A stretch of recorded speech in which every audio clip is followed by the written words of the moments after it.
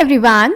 So we are discussing previous year questions of the chapter Molecular Basis of Inheritance and the topic replication. In today's session, we are going to discuss a question which was asked in the CBSE board in different years in different forms. So the first type is long answer type question for 5 marks which was asked in the CBSE board daily examination 2015, and the question is explain the process of DNA replication with the help of a replicating fork. Or short answer type question for 3 marks which was asked in the CBSE board daily examination 2019, and the question is explain the mechanism of DNA replication with the help of a replication fork. What role does the enzyme DNA ligase play in a DNA replication fork? तो बेटा इन question में हमें replication का process explain करना है कि DNA का replication कैसे होता है. So let's check the answer. तो बेटा डीएनए का रेप्लिकेशन हमेशा एक रेप्लिकेटिंग फोर्क में होता है. रेप्लिकेटिंग फोर्क क्या होता है? डीएनए तो बहुत लंबा होता है. अगर हम पूरे डीएनए का रेप्लिकेशन एक साथ करेंगे तो उसमें बहुत ज्यादा एनर्जी चाहिएगी. इतनी एनर्जी हमारे पास नहीं होती है. इसीलिए हम डीएनए के एक थोड़े से छोटे से सेगमेंट में रेप्लिकेशन स्टार्ट करते हैं और धीरे धीरे डीएनए खुलता जाता है और पूरे डीएनए का रेप्लिकेशन हो जाता है. तो वो छोटा सा पार्ट, वो छोटा सा सेगमेंट डीएनए का जिसमें रेप्लिकेशन होता है एक पर्टिकुलर टाइम में, उसको हम बोलते हैं रेप्लिकेटिंग फोर्क. यहाँ पे एक डायग्राम दिया हुआ है रेप्लिकेटिंग फोर्क का. अब बेटा हमें पता है जो डीएनए होता है वो डबल स्ट्रैंडेड होता है. तो रेप्लिकेशन फोर्क बनाने के लिए इस डबल स्ट्रैंडेड डीएनए को पहले अनवाइंड होना पड़ता है. तो डीएनए के दोनों स्ट्रैंड्स एक दूसरे से सेपरेट हो जाते हैं. इसमें एक स्ट्रैंड की पोलैरिटी होती है 3 प्राइम टू 5 प्राइम और एक स्ट्रैंड की पोलैरिटी होती है 5 प्राइम टू 3 प्राइम. अब जो डीएनए का रेप्लिकेशन होता है, डीएनए के रेप्लिकेशन में बेसिकली एक पुराने डीएनए से यानी पेरेंटल स्ट्रैंड से या फिर टेम्पलेट डीएनए से एक नया डीएनए बनना है. तो नया डीएनए बनाने के लिए हमें नया स्ट्रैंड बनाना पड़ेगा. अब जो डीएनए का नया स्ट्रैंड बनेगा वो डीऑक्सीराइबोन्यूक्लियोसाइड ट्राइफॉस्फेट से बनेगा, डीएनटीपी से, क्योंकि हमारा पूरा डीएनए उन्हीं से बना होता है. अब इन डीऑक्सीराइबोन्यूक्लियोटाइड ट्राइफॉस्फेट्स को जो एंजाइम जोड़ती है और डीएनए सिंथेसिस करती है उसका नाम होता है डीएनए डिपेंडेंट डीएनए पॉलीमरेज. तो जो पॉलीमराइजेशन का काम होता है, पॉलीमराइजेशन मतलब डीएनटीपी को जोड़ना, वो काम करती है हमारी डीएनए पॉलीमरेज. अब डीएनए पॉलीमरेज बेटा बहुत एफिशिएंट एंजाइम होती है.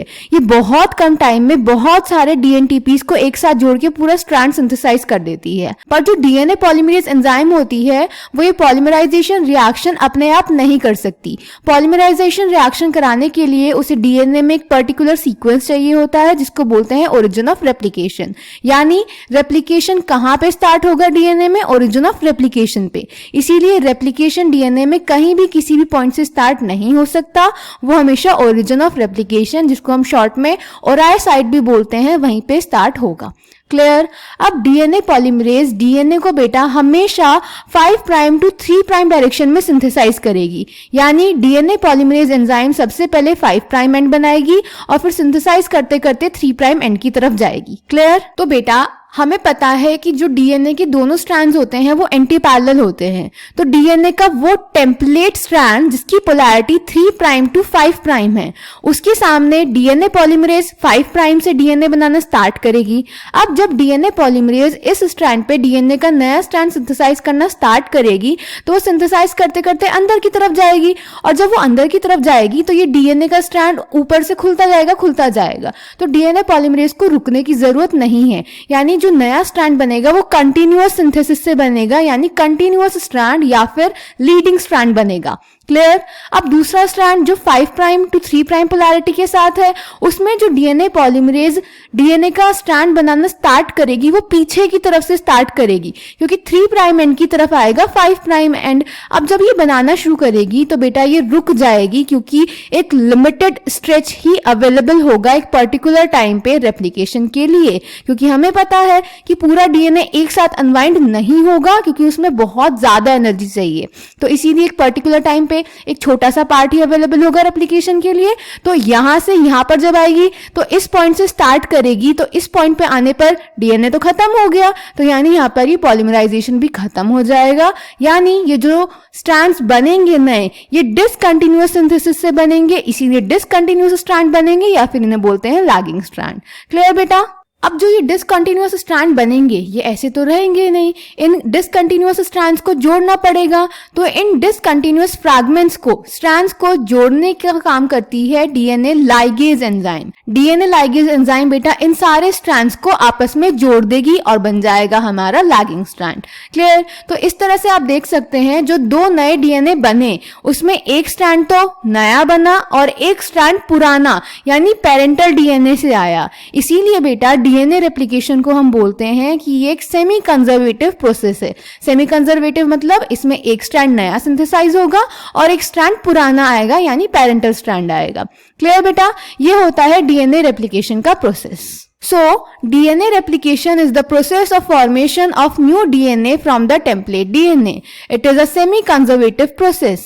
Mechanism of DNA replication in living cells such as E. coli, the process of replication requires a set of catalysts, that is enzymes. The main enzyme is referred to as DNA-dependent DNA polymerase since it uses a DNA template to catalyze the polymerization of deoxynucleotides. These enzymes are highly efficient enzymes as they have to catalyze polymerization of a large number of nucleotides in a very short time. Not only do these polymerases have to be fast, but they also have to catalyze the reaction with high degree of accuracy. Any mistake during replication would result into mutations. Furthermore, energetically replication is a very expensive process. Deoxyribonucleoside triphosphates serve dual purposes. In addition to acting as substrates, they provide energy for polymerization reaction. The two terminal phosphates in a deoxynucleoside triphosphates are high energy phosphates same as in case of ATP. तो बेटा अभी हमने देखा कि replication के लिए high energy चाहिए होती है, तो ये एनर्जी कौन प्रोवाइड करता है? डीऑक्सीराइबोन्यूक्लियोसाइड ट्राइफॉस्फेट्स। और यही सबस्ट्रेट की तरह बिहेव करते हैं। क्यों? क्योंकि हमें पता है पूरा डीएनए इन्हीं से बना होता है। Clear? In addition to DNA dependent DNA polymerases, many additional enzymes are required to complete the process of replication with high degree of accuracy. For long DNA molecules, since the two strands of DNA cannot be separated in its entire length due to very high energy requirement, the replication occur within a small opening of the DNA helix referred to as replication fork. The DNA polymerases on their own cannot initiate the process of replication. Also, the replication does not initiate randomly at any place in DNA. There is a definite region in DNA where the replication originates. Such regions are termed as origin of replication. The DNA-dependent DNA polymerases catalyze polymerization only in one direction, that is 5' to 3'.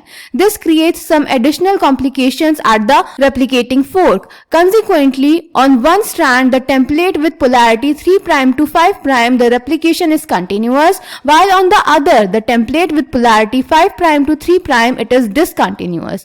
The discontinuously synthesized fragments are later joined by the enzyme DNA ligase. The continuous strand is known as leading strand and the strand formed by the joining of discontinuous strands is known as lagging strand. The discontinuously synthesized fragments are known as Okazaki fragments. तो बेटा ये DNA में ये जो discontinuous fragments बने थे DNA के, इनको बोलते हैं Okazaki fragments. So I hope this question is clear to you. Thank you.